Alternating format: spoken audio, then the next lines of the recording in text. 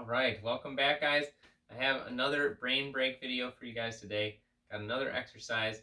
I'm going to show you guys the bird dog exercise. So this is a common exercise in physical therapy. I've used to work in a physical therapy clinic, and I've been injured myself and had to do this for my own rehab. So great prehab, rehab exercise.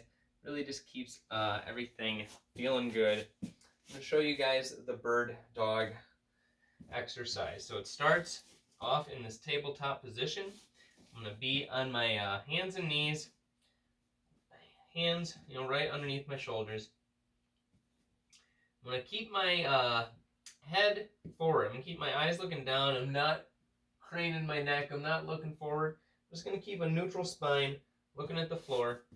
And I'm going to raise my opposite arm and opposite leg forward. So I'm going to extend opposite arm, opposite leg, return, switch, extend, opposite arm, opposite leg, and come back.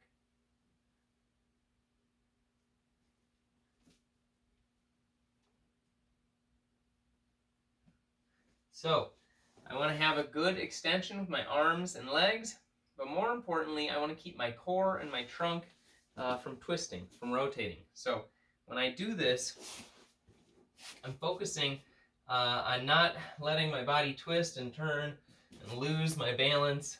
So I'm really focusing on keeping my hips and my shoulders square, facing the ground. So I'll give you guys another view as I do this forward.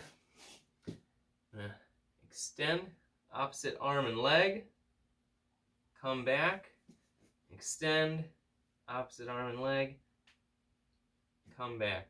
I want to keep my hips, shoulders square the whole time. So that is the bird dog exercise. Really good bracing exercise.